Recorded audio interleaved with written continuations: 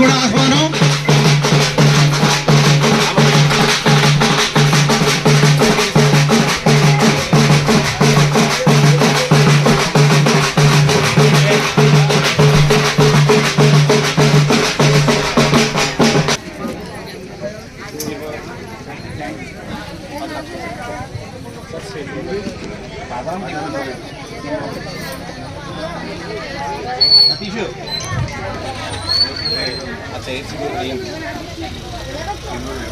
శ్రీబాబు గారు నమస్కారం. అలాగే వేదికపై ఉన్న గౌరవనీయులు మరి మాజీ ఉప ముఖ్యమంత్రి మరియు హోంశాఖ మంత్రులు, ఇప్పుడు స్థానిక శాసనసభ్యులు, హెల్త్ ఇండస్ట్రీస్, అలాగే మా తోటి సామర్లకోట మండలం నాయకులు, పెద్దాపురం మండలం నాయకులు నిలబెట్టి నన్ను ఇలా మాట్లాడిస్తున్న నా గ్రామ ప్రజలందరికీ కూడా నా హృదయపూర్వక ధన్యవాదాలు. సారు హోమ్ మినిస్టర్గా ఉంటుండగా మరి గ్రామానికి సుమారు 50 లక్షలు సీసీ రోడ్లు ఇచ్చారు. మరి అదేవిధంగా సార్ మళ్ళీ 2024లో మళ్ళీ నెగ్గడం జరిగింది. రాష్ట్రం అంతా ఒక సంచలనం సృష్టించారు ప్రజలందరూ కూడా. గౌరవనీయులు మన ప్రీతమ నాయకుడు రాజప్ప గారికి, వేదిక మీద ఉన్న తెలుగుదేశం ప్రముఖుల అందరికీ, సోదరి సోదరీమణులందరికీ నా హృదయపూర్వక నమస్కారాలు. మేము ఇక్కడ 2007 నుంచి స్టార్ట్ చేసాం. వాల్తమావ నుండి ఎప్పుడు ఏ గ్రామం అన్నా నాకు ఇష్టమే. నా దగ్గర చేతిలో ఉన్న ప్రతి విషయాన్ని మనం చేస్తూ ఉంటాము. ముఖ్యంగా నాకు 3 కిలోమీటర్ల దూరంలో ఈ గ్రామం ఉంది. ఈ గ్రామంలో ఉన్న ఎంప్లాయీస్ని సామాన్యంగా చెప్తుంటాను, ఒరే మీ వంశలో ఎవరున్నా పెట్టుకో అని పెట్టుకుంటే ఈ రోజున లలితాలో 150 మంది మన వాల్తమాపురం ప్రజలు పనిచేస్తున్నందుకు నేను చాలా గర్వపడుతున్నాను. ముఖ్యంగా ఎమ్మెల్యే గారి ఆధ్వర్యంలో మనందరం ఉన్నాము. ఆయన ఎప్పుడు ఏం పని చెప్పినా సీను 24 అవర్స్ సాంబా తెలియదు విషయం.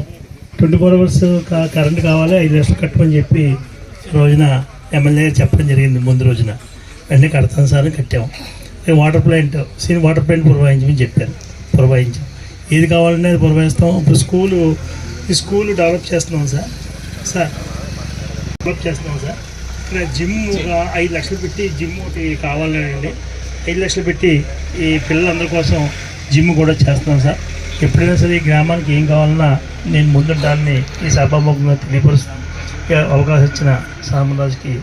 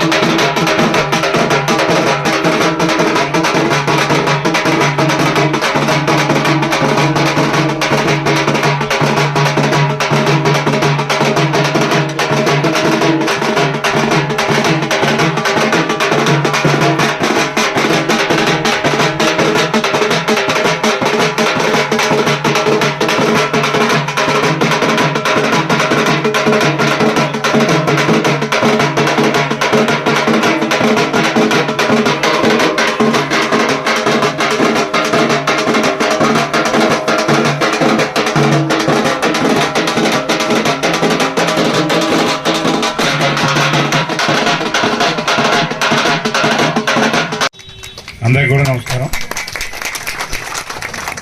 వాల్తీపురం గ్రామంలో వాల్తమాపురం అంటే శ్రీబాబు గారు కానీ లోయ కానీ 2 ఇండస్ట్రీ చుట్టూ ఉన్న మన గ్రామానికి ఎప్పుడు వారు సహకారం చేయడం, మీ అందరూ అక్కడ పనిచేయడం, మాకు ఎక్కడ ఇబ్బంది లేకుండా ఏ లోటు లేకుండా మన గ్రామం వెళ్తుంది. నేను కూడా సల్మాన్ రాజు ఏది చెప్తే అది కార్యక్రమం చేయాలని ఆలోచనతో నేను వచ్చిన కాడి నుంచి కూడా చాలా డబ్బులు ఇచ్చాను. ఎక్కడ ఏ పని ఉన్నా చేయని చెప్పాను. ఎక్కడ కూడా గ్యాప్ ఇవ్వకుండా చేయమని చెప్పాం.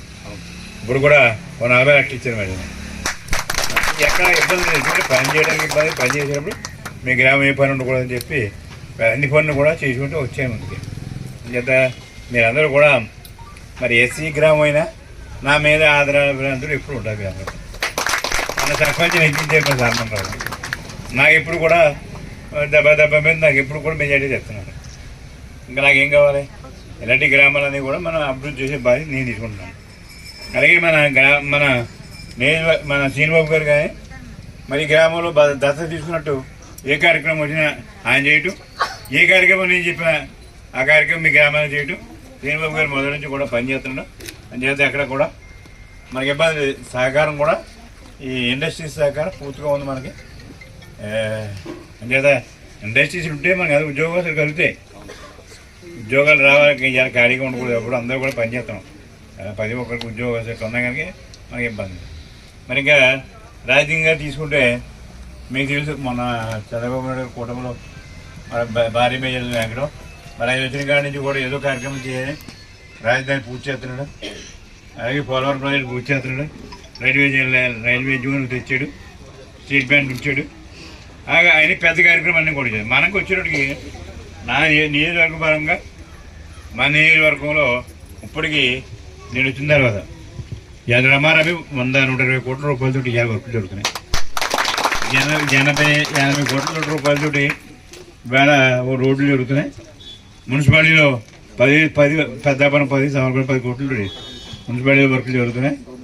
అది కాక ఆయన రోడ్లు పెద్ద రోడ్లు వచ్చేటికి 100 కోట్లతో 2 ఎకరాలు ఇచ్చారు. ఆయన 5 కోట్లతో ఇప్పుడు ఓల్డేజ్ కడతారు. ఓల్డేజ్ అంటే పేదవాళ్ళ కోసం ఎవరైనా ఇబ్బంది పడుతున్నారు, వాళ్ళకి ఎవ్వరూ ఆధారం లేనున్నది కూడా అందులో పెట్టి అలా భోజనం పెట్టి మందు ఇచ్చి ఓల్డేజ్ ఆదుకుంటాం. అలాగే మనకి కంచిపీఠం అని స్వామివారు అడిగితే 3 ఎకరాలు ఇచ్చాడు. శ్రీనిబాబు గారు కూడా కోఆర్డినేట్ చేస్తున్నాడు. 3 ఎకరాలు కంచిపీఠం కూడా అక్కడ మంచి స్కూలు అన్నీ వస్తాయి, బాగా చేస్తాయి.